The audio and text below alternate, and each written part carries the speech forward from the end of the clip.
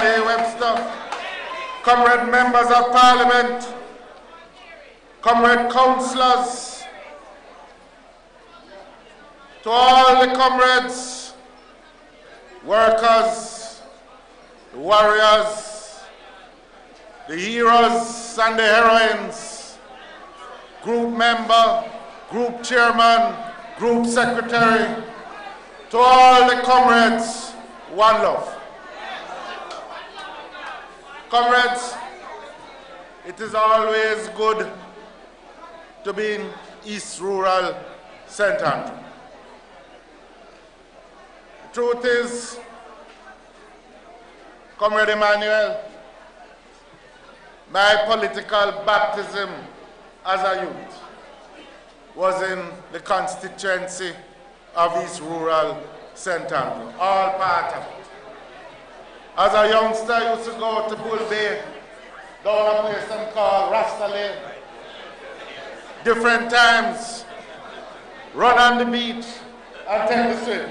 Oliver Clue know what I'm talking about. Used to go for Cane River.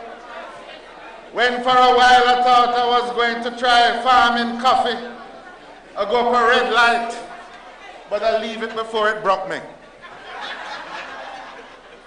And for all the years, my first political campaign in Augustown, which was then East Rural St. Andrew. And it is particularly good to be here in Harborview because this community was one of the first manifestations of Norman Washington Manley's determination to provide decent housing and decent shelter for the Jamaican people in the 1950s. So it is good to be here. And I also want to take the opportunity here. I want to pay a special tribute to Comrade Oliver Clue. Because Oliver Clue, who was a member of Parliament, worked with the candidate who just ran and gave him all his support and all his loyalty. And I want to say it because that candidate was my son, my firstborn boy, Michael Phillips. He asked me to apologize for him. He's guest speaker at a conference in Portland. And he said to me, I don't know what I must do. But I tell him, if you gave your word to the comrades in Portland, your word is your bond. But Oliver Clue, and it is not easy, worked to support someone else for a position that he had held. And there is no greater demonstration of loyalty, support, and respect for the principles of the party that to be found anywhere than to be found in Oliver Clue, councillor today of the Harborview Division. Comrades, we're in a serious time.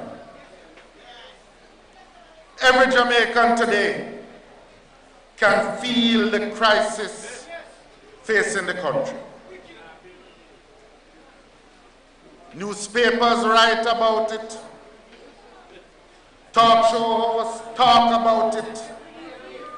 People feel it. Some even fight about it. And all of us, not one single Jamaican today, can say they don't feel personally the crisis which our country is experiencing. The mothers feel it. Those of you inside here who feel it when you go to the supermarket or the shop and the money can't stretch. And what it buy this week is less than it did buy last week. And we see people every day having to push back goods that them select because they need it, but they can't afford it. The parents feel it. all who just got through the graduation period, feeling because they can't find the little money to pay for the school graduation. Sometimes it's not enough, but the crisis is upon them. The crisis take a different and an even dreader form for all those workers who got to work one morning like the workers out of the jockey factory in Hanover, and some of the workers at JUTC, and go and get the pink slip that said don't come back to work today because there is no job. And you feel like you get thump in your heart because you don't know how you're going to survive over the next weeks that are coming.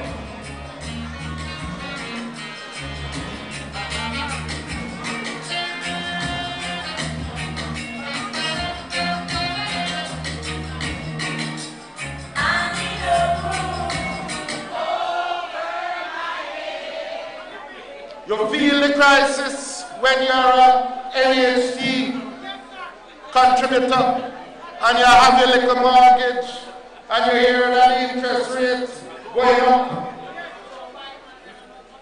And the dream of your house, the dream of the house that you set your heart on for years, working, saving, paying your rent, and suddenly it's out of your reach.